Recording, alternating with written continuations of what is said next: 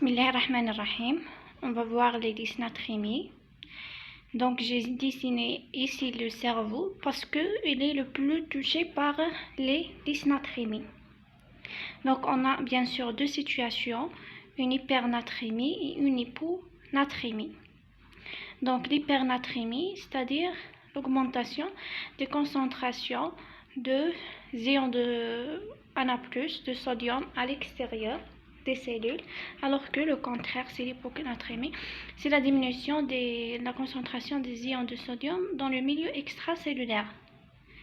Donc, l'hypernatrémie va aboutir à la sortie d'eau de cerveau vers le milieu extracellulaire qui est concentré par les ions de sodium pour diminuer un peu la concentration.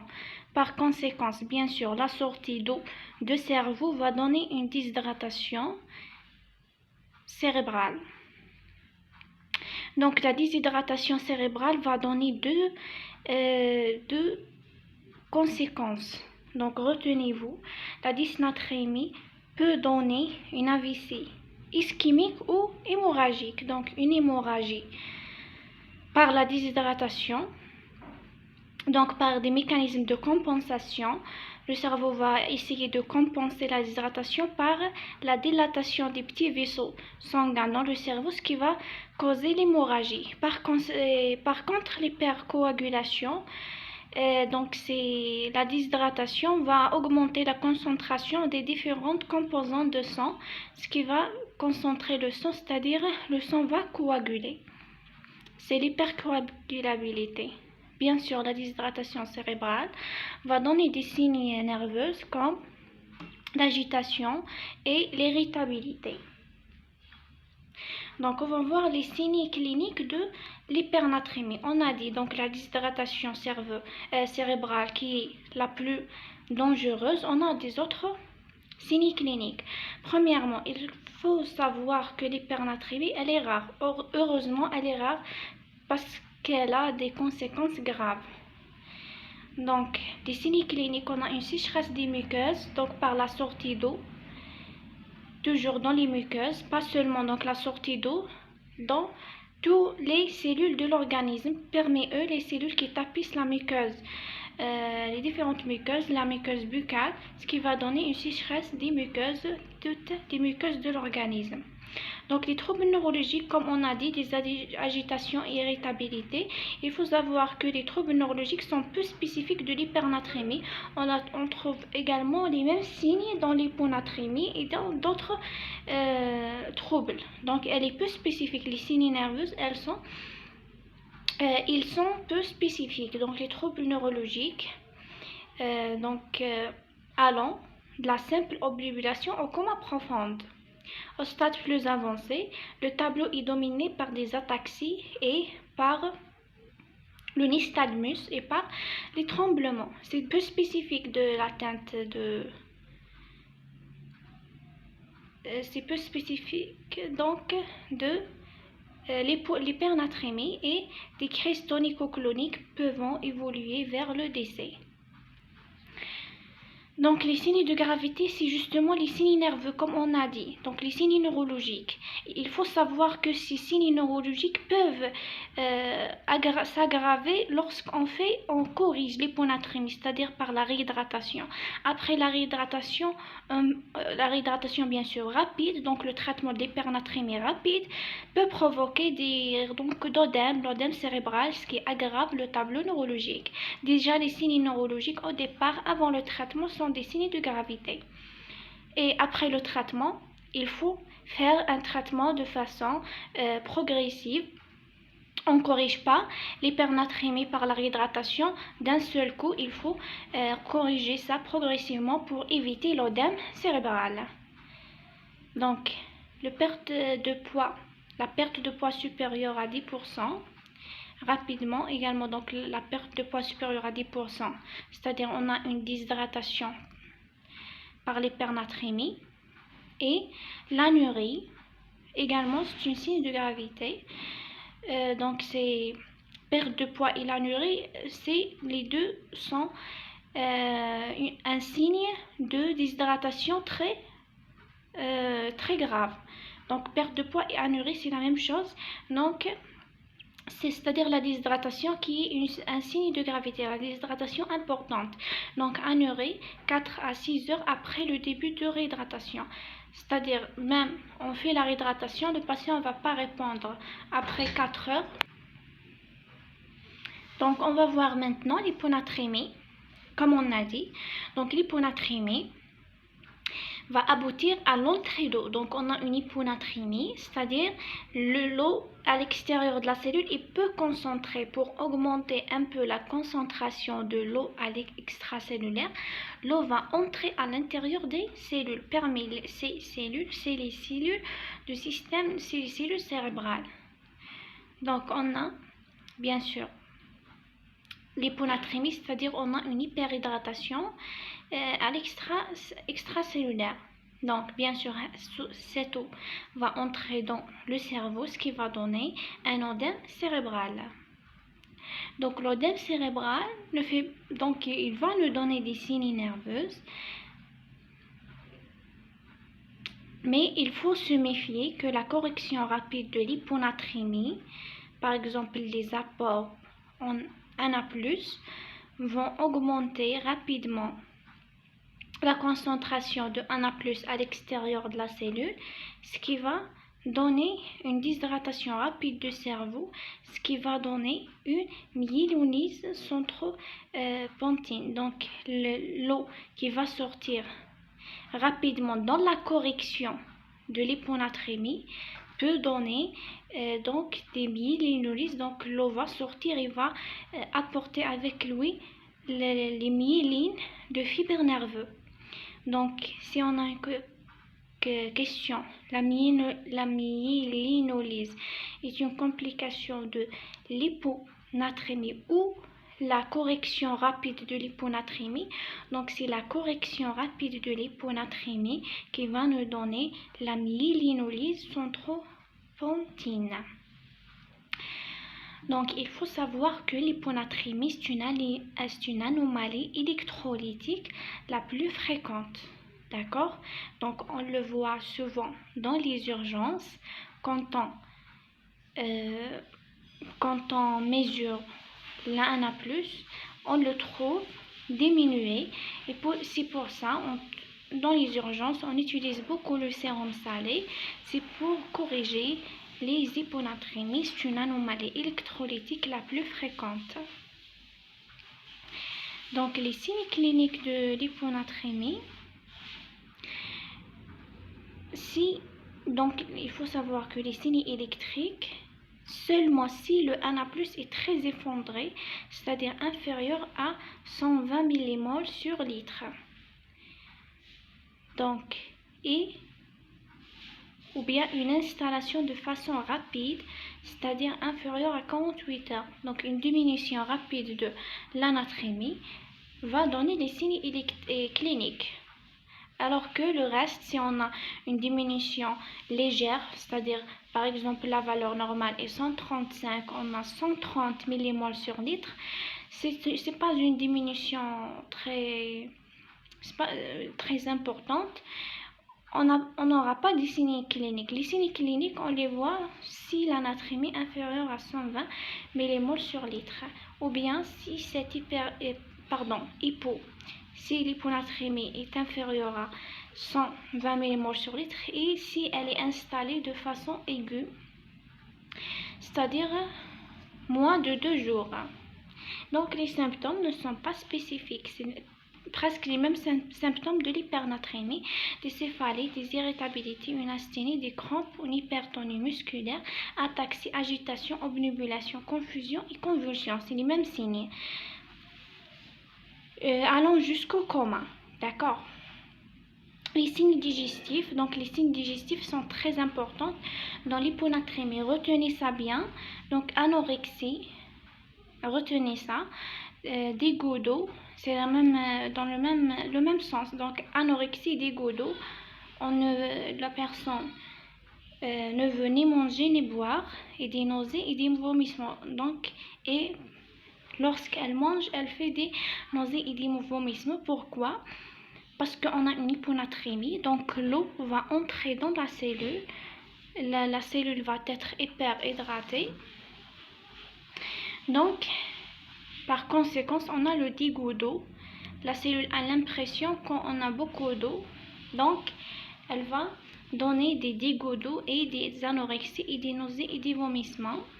On a donc la défaillance cardiaque, œdème, turgescence des jugulaires et acide par l'activation du système de compensation lorsqu'on a une hyponatrémie.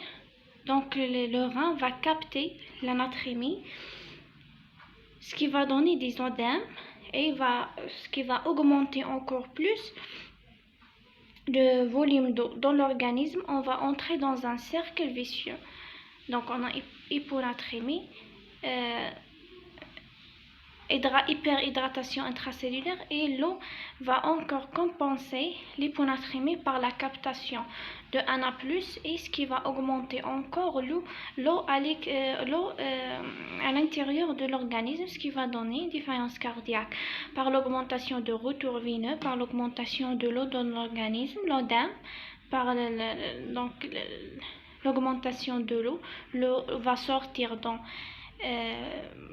des vaisseaux sanguins, et la turgescence des jugulaires par la surcharge en eau, et l'acide également. La surcharge en eau va se déposer dans les séreuses.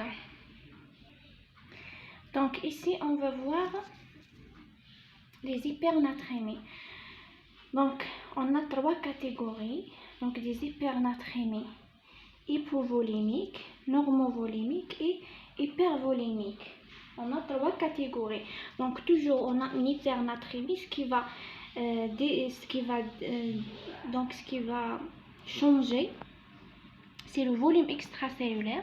Soit on a hypovolémie hypovolémie donc c'est à l'extérieur de la cellule, ou bien une normovolémie à l'extérieur de la cellule, ou bien une hypervolémie à l'extérieur de la cellule. On va détailler les causes. Donc l'hypernatrémie hypovolémique, on a les pertes d'eau de façon aiguë. Donc hypernatrémie hypovolémique, c'est de façon aiguë, alors que l'hypernatrémie normovolémique, c'est de façon chronique. Les pertes d'eau se font de façon chronique. Donc l'hypovolémique, on a dit, elle est aiguë. Par exemple, les pertes d'eau, les pertes digestives, par exemple les diarrhées et les vomissements, qui donnent des pertes d'eau très rapides de façon importante. Elle est rapide, les pertes digestives. Les pertes rénales également, elle est rapide, par exemple dans les syndromes de perte. Donc les tubulopathies qui vont donner des pertes d'eau rapides, ou bien les pertes respiratoires et transdermiques, quand on a une respiration très rapide, et les pertes transdermiques, par exemple l'hyperthermie lorsqu'elle est très importante de façon aiguë, et les manques d'apport également lorsqu'elle dure lentement et elle est très importante. Donc c'est-à-dire aucun apport d'eau. Tout ça va donner une hypovolémie. Donc ici, c'est une déshydratation extracellulaire seulement. Donc elle est de façon aiguë, on n'a pas le temps de compensation. Donc la sortie de l'eau de l'intracellulaire vers l'extracellulaire va pas le temps. On n'a pas le temps de compensation. C'est une façon aiguë. C'est pour ça on a seulement une déshydratation extracellulaire. Donc l'eau à l'intérieur de la cellule est normale. On n'a pas une déshydratation intracellulaire. On n'a pas une déshydratation intracellulaire. L'eau à l'intérieur de la cellule n'a pas le temps de compenser les pertes à l'extracellulaire. On a une déshydratation extracellulaire seulement. D'accord? Alors que ici, comme on a dit, les hypernatrémies normovolémiques, c'est de façon chronique. Donc on a la compensation. L'eau de l'intracellulaire va sortir vers le compartiment extracellulaire. Donc on va voir les causes. L'excès d'apport, il est rare, donc ce qui va donner une augmentation de volume et une hypernatrémie. Donc l'excès d'apport, par exemple, en NaCl, par exemple le sel. Rarement on entend parler de l'excès d'apport en sel, donc c'est rare. Perte, l'excès d'apport par exemple de sel. On n'a pas le changement de, on n'a pas le changement de volume extracellulaire, c'est seulement donc les apports en sel, ce qui va donner l'hypernatrémie. L'eau à l'extérieur de la cellule ne va pas changer. On a les pertes d'eau pure lorsqu'elle est donc ici lorsqu'elle est chronique. Donc comme on a ici les pertes d'eau, déshydratation aiguë, les pertes d'eau dans le cas où on a une normovolémie, les pertes d'eau sont chroniques. Donc par le diabète insipide se déroule de façon insidieuse. Donc elle est chronique. Diabète, c'est une maladie chronique. Donc le diabète insipide, on n'a pas l'antidiurétique hormone qui est sécrétée par l'hypothalamus. Donc toutes les pathologies presque de l'hypothalamus se déroulent de façon chronique. Donc on n'a pas l'antidiurétique. On n'a pas l'antidiurétique hormone. L'organisme va perdre beaucoup d'eau, ce qui va donner une osmolarité urinaire basse. L'organisme va perdre l'eau, mais de façon chronique. C'est pour ça qu'on a une normovolémie. On a des mécanismes de compensation. Donc la polypnée et l'hypersudation de façon chronique. Donc ici, l'osmolarité urinaire va être supérieure à 850 milliosmoles sur kilogramme, parce que ici le rein, le polypnée et l'hypersudation, le problème n'est pas rénal. Donc le rein va compenser les pertes d'eau par une rétention d'eau, ce qui va donner des urines concentrées.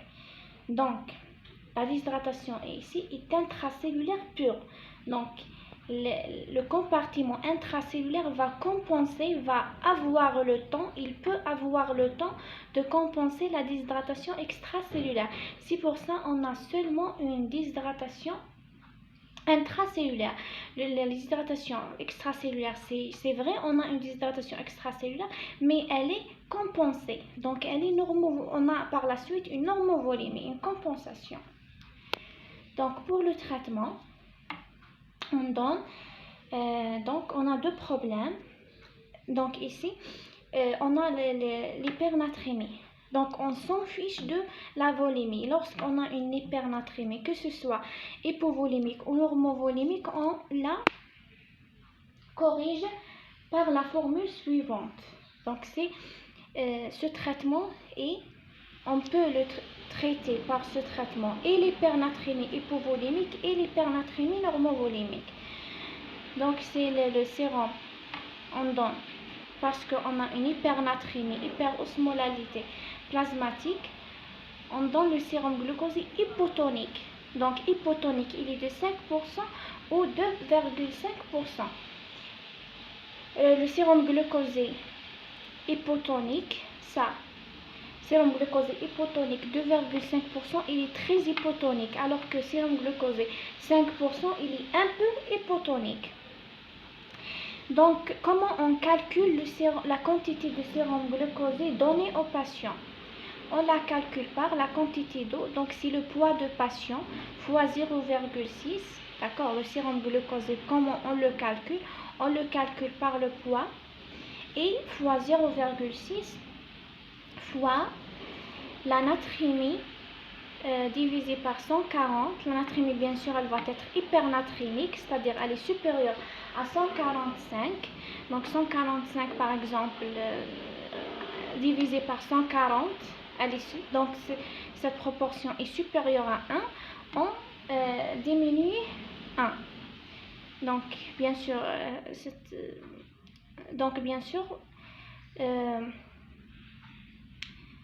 ici, le 1 va être supérieur à 145, c'est-à-dire toujours on le multiplie par un chiffre supérieur à 0. Donc, la moitié de liquide est administrée en 24 heures et le reste sur 48 heures. La moitié, on la donne dans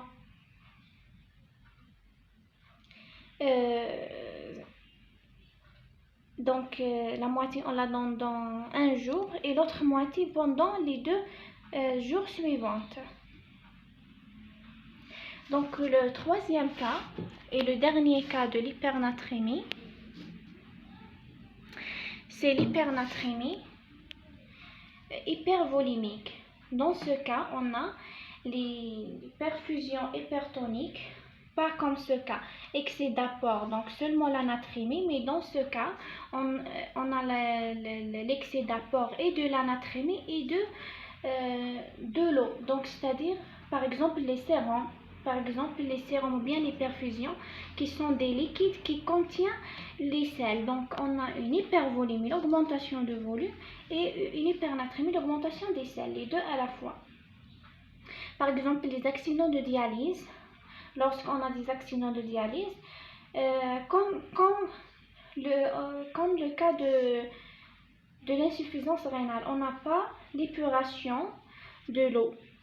L'eau va rester avec ses déchets qui est le sodium également, ça va s'accumuler dans l'organisme dans les accidents de dialyse. Donc le noyade en eau de mer, c'est comme les perfusions hypertoniques. On a l'augmentation de l'eau qui contient le sodium. C'est pour ça l'augmentation des deux à la fois.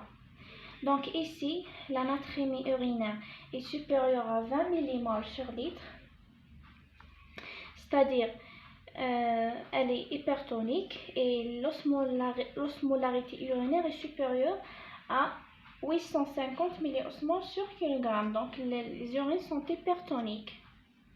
Ici, on a une déshydratation intracellulaire et une hydratation extracellulaire. Donc, hyperhydratation extracellulaire parce qu'on a ajouté le liquide et les sels, c'est-à-dire une hyperhydratation. Le liquide va augmenter le volume à l'extracellule.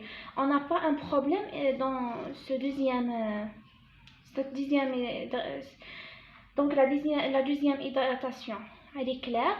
L'hyperhydratation intracellulaire la déshydratation intracellulaire, c'est par la sortie de l'eau vers l'extracellule pour diminuer un peu l'hypernatrémie, pour diminuer la concentration de sodium à l'extracellule, dans le compartiment extracellulaire.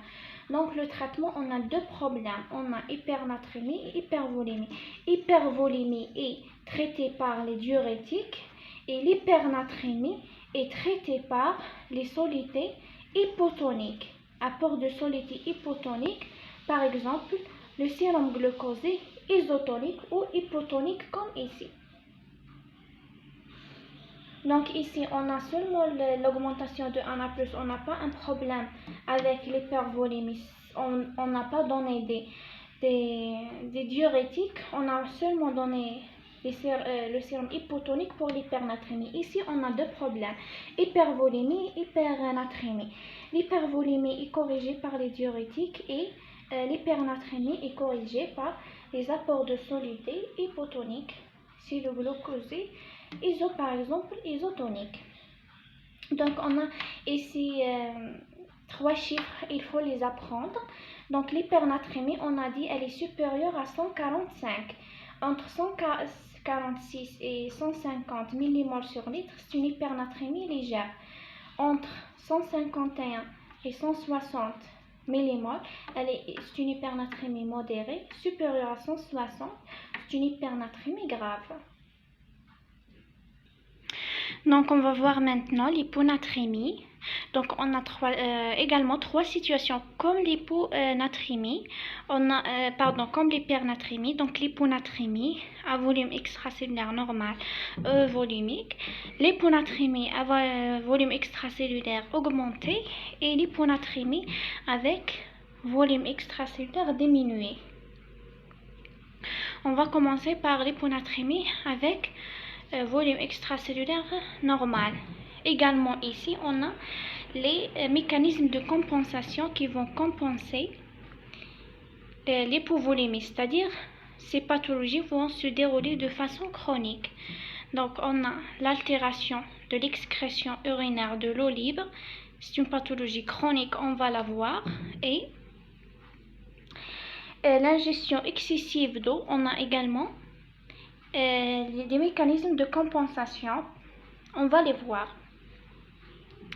Donc l'altération d'excrétion urinaire de l'eau libre, c'est le syndrome d'antidiurétique inapproprié. C'est le syndrome de sécrétion inappropriée de l'antidiurétique hormone. Donc c'est l'inverse du diabète insipide. Donc l'hypothalamus, l'hypophyse, la neurohypophyse va sécréter plus d'ADH, d'antidiurétique hormone. Donc il va retenir l'eau. On a la rétention d'eau, bien sûr.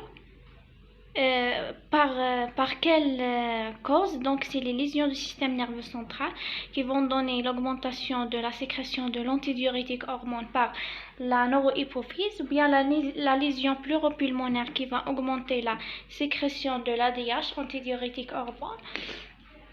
On a les lésions néoplasiques qui vont augmenter la sécrétion de l'antidiurétique hormone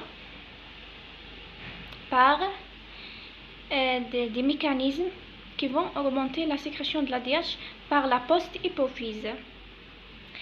Donc au début, la natriurèse est supérieure à 20. On a l'antidiurétique hormone qui va retenir beaucoup d'eau. Les urines vont être concentrées. Donc l'ADH va retenir l'eau et pas le Na+. Attention, donc l'ADH va retenir l'eau, il ne va pas retenir le Na+. Le sodium n'est pas retenu par l'ADH. Donc il va être excrété dans l'eau. On a la rétention d'eau, ce qui va augmenter la concentration des urines. Lorsque les concentrations des urines est augmentée, c'est-à-dire la natriurèse urinaire va être supérieure à 20 et puis, on a les mécanismes de compensation. Donc, l'intervention des mécanismes de compensation qui vont augmenter l'excrétion d'eau. Par exemple, les autres mécanismes qui vont augmenter l'excrétion d'eau. Donc, la natrémie urinaire va être inférieure à 20, donc les urines vont être diluées. Cette compensation va protéger le volume extracellulaire, c'est-à-dire le volume extracellulaire va rester normal. C'est la compensation. On a deuxième cause, c'est l'ingestion excessive d'eau. Donc l'ingestion excessive d'eau, on a l'augmentation de la diurèse, ce qui va donner, c'est vrai, une hyponatrémie, mais à volume extracellulaire normal, c'est-à-dire on a la compensation par l'augmentation de la diurèse, la réhydratation avec des solutés hypotoniques, d'accord, ce qui va donner une hyponatrémie avec volume extracellulaire euvolémique. Parce qu'on a les mécanismes de compensation toujours par l'augmentation de la diurèse. Et le potomanie, c'est l'ingestion excessive de l'eau, c'est la même chose. Et le lavage gastrique effectué à l'eau. Donc le lavage gastrique, on a l'absorption de cette eau. Le lavage gastrique va acheminer vers le tube digestif, ce qui va augmenter l'absorption de l'eau et par conséquent l'hyponatrémie euvolémique. Donc ici on a une hyperhydratation intracellulaire pure. Donc l'eau à l'extérieur de la cellule va entrer dans la cellule. On a dit que c'est un mécanisme compensé. Donc l'hyperhydratation extracellulaire est compensée par l'entrée de l'eau à l'intérieur de la cellule. Et également l'augmentation de la diurèse. Donc deux mécanismes, l'augmentation de la diurèse et l'entrée de cet excès d'eau de l'extérieur de la cellule vers l'intérieur de la cellule, ce qui va donner une euvolémie à l'extérieur de la cellule et une hyperhydratation intracellulaire. Donc le traitement par la restriction hydrique isolée et prolongée. Ou bien, si on a l'échec de cette première étape,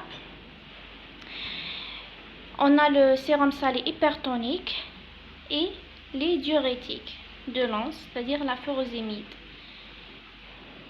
c'est donc l'intolérance à la restriction. Donc la restriction hydrique va augmenter le Na+ dans le sang. Donc la troisième cas de figure, c'est l'hyponatrémie à volume extracellulaire augmenté. Donc ici on a l'accès d'eau, bien l'insuffisance cardiaque, ou bien la cirrhose, bien l'insuffisance hépatocellulaire, l'insuffisance rénale, le syndrome néphrotique et l'hyponatrémie post-opératoire. Comme vous voyez ici, qu'on a une souffrance de tous les organismes de corps humain. Donc, dans l'insuffisance cardiaque et la cirrhose et l'insuffisance hépatocellulaire et l'insuffisance rénale et le syndrome néphrotique, on a tous les organes qui vont souffrir. On a l'activation des mécanismes de compensation et la rétention inappropriée d'eau. Donc, le problème n'est pas qu'on n'a pas une volémie, mais la qualité de sang est altérée. On a la compensation, mais bien sûr, elle est inappropriée. Donc, c'est l'augmentation du volume extracellulaire qui va diluer le sodium. Tout simplement, on a une hyperhydratation intra-extracellulaire. Donc, c'est la défaillance de tout l'organisme et une hyperhydratation intracellulaire et extracellulaire. Donc, le traitement, c'est la restriction hydrosodée plus les diurétiques. C'est la furosémide et la Zélix. Toujours, on fait parce qu'on a une hyponatrémie, on ne peut pas donner un sérum salé hypertonique. Donc, c'est le problème. Notre problème, c'est avec l'hypervolémie, on donne les diurétiques. Ou bien une restriction hydrique pour diminuer un peu le volume et augmenter l'anatrémie qui est diluée dans l'augmentation de cet volume extracellulaire. Donc l'hyponatrémie hypovolémique, on a dans ce cas la perte seulement de Na+. Donc c'est le syndrome de perte de sel d'origine cérébrale. C'est la perte seulement de Na+, et donc les diurétiques qui vont excréter seulement le Na+, et l'insuffisance surrénalienne aiguë, donc c'est la diminution de l'aldostérone dans par exemple la maladie d'Addison, l'insuffisance surrénalienne aiguë, diminution de l'aldostérone par exemple dans la maladie d'Addison de l'insuffisance surrénalienne aiguë, et la néphropathie, c'est la perte seulement des selles. Lorsqu'on a la perte des selles, on a quoi? On a une hyponatrémie. Donc, l'hyponatrémie va être compensée par quoi? Par une déshydratation extracellulaire. Donc, l'eau va entrer à l'intérieur de la cellule, ce qui va donner une hypovolémie extracellulaire et une hyperhydratation intracellulaire. Je répète, on a la perte seulement de Na+. Le volume extracellulaire est constant. On perd seulement les ions de Na+. On a une hypotonie à l'extracellulaire, l'eau va entrer à l'intérieur de la cellule, ce qui va donner l'hypovolémie extracellulaire et l'hyperhydratation intracellulaire. Donc le traitement, c'est par les apports hydrosodés isotoniques en calculant le déficit en Na+. Donc on a une hyponatrémie, hypovolémie. On donne le Na+, qui est dissous dans l'eau pour augmenter le Na+, et la volémie. Comment on calcule le nombre de sodium perfusé? Donc c'est l'anatrémie souhaitée moins l'anatrémie réelle fois... Donc l'anatrémie souhaitée moins l'anatrémie réelle. L'anatrémie réelle elle est inférieure à 135. Donc bien sûr l'anatrémie souhaitée, on souhaite une anatrémie supérieure à 145. Ici, dans le fois 0,6 fois le poids, donc l'anatrémie est pas comme le sérum glucosé. On fait notre anatrémie sur 140, donc c'est une proportion moins, mais non, mais ici dans le sodium c'est moins, d'accord? C'est pas sûr, c'est moins. Donc l'anatrémie souhaitée moins l'anatrémie réelle fois 0,6 fois le poids. On trouve le nombre de milli-équivalents de sodium à perfuser. On le divise par 17 pour augmenter et pour obtenir le résultat en grammes. Donc on trouve ça par milli-équivalent, on le divise par 17. Dans le sodium, on divise par 17 et c'est le nombre de grammes de sodium à perfuser. Donc l'apport hydrosodé hypertonique, si l'hyponatrémie, les apports glucosés hydrosodé hypertonique, si hyponatrémie symptomatique. Donc ici c'est isotonique, c'est comme ça les isotoniques. Si on a des symptômes, on donne un apport hydrosodé hypertonique. Donc il ne faut pas dépasser 2,5 mmol sur litre sur H dans l'hypernatrémie. Il ne faut pas, dans l'hyponatrémie hypovolimique, ne pas dépasser 2,5 mmol sur litre sur heure de sodium, d'apport de sodium. Donc il faut se méfier, on a les fausses hyponatrémies, c'est-à-dire on a une osmolarité plasmatique normale, mais une hyponatrémie. Une osmolarité plasmatique normale, c'est-à-dire on n'a pas des signes cliniques. C'est ça ce qui nous intéresse. On n'a pas des signes cliniques, on a une osmolarité plasmatique normale, alors qu'on a une hyponatrémie. Donc l'hyponatrémie est corrigée par les autres ions. Par exemple, le glucose va être augmenté. On n'a pas de signes cliniques, c'est ça la fausse hyponatrémie. Donc l'hyponatrémie hypertonique, une natrémie mesurée au laboratoire, c'est vrai, elle est inférieure à 135, mais la vraie natrémie, c'est la natrémie corrigée et normale par l'augmentation, par exemple, du glucose. On n'a pas de signes cliniques, c'est pour ça on dit que c'est une fausse hyponatrémie, on n'a pas de signes cliniques.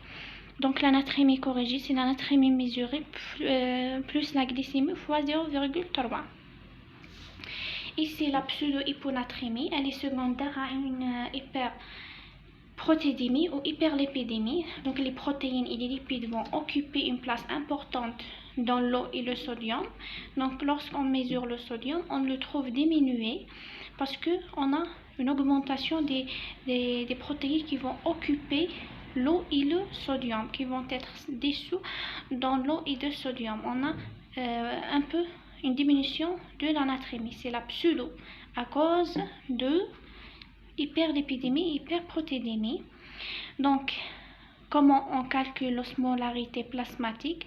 C'est 2, la natrémie, virgule la glycémie, virgule l'urée.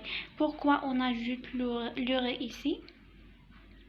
Donc, l'urée est osmotiquement inefficace car elle traverse facilement les membranes cellulaires et n'entraîne pas donc le mouvement durable d'eau. Donc il n'entraîne pas, il traverse l'urée, il traverse la membrane plasmatique. Donc il ne cause pas le mouvement d'eau de l'intérieur de la cellule vers l'extérieur de la cellule ou le contraire. Donc il ne va pas être efficace, mais l'osmolarité plasmatique, elle compte tous les ions, que ce soit elle traverse la membrane ou elle ne traverse pas. Donc on fait la somme de toutes les molécules qui dissouent dans l'eau. On s'en fiche de leur traverse de la membrane plasmique. Elle traverse ou elle traverse pas, on s'en fiche. On calcule la somme de toutes les éléments, que ce soit elle entraîne le mouvement d'eau ou elle n'entraîne pas le mouvement d'eau. Lorsqu'elle traverse la membrane plasmatique comme l'urée, elle ne va pas causer le mouvement d'eau de l'intérieur de la cellule vers l'extérieur ou le contraire. Donc l'osmolarité, c'est 2 fois la natrémie fois la glycémie fois 2 fois la natrémie plus la glycémie plus l'urée. La glycémie et l'urée plus la natrémie fois 2. La glycémie et l'urée plus la natrémie fois 2. Elle est entre 280-295 milliosmoles sur litre. La tonicité, au contraire, on calcule que les éléments qui ne traversent pas la membrane plasmatique, donc elle est efficace dans le mouvement d'eau. Ici, le glucose est osmotiquement efficace lorsqu'il reste dans le compartiment extracellulaire car il peut entraîner un déplacement de l'eau. Il ne traverse pas la membrane, la natrémie et la glycémie vont rester dans l'extérieur de la cellule, ils vont être efficaces dans le mouvement d'eau. Donc, ils vont aider au mouvement d'eau donc vers l'extérieur de la cellule.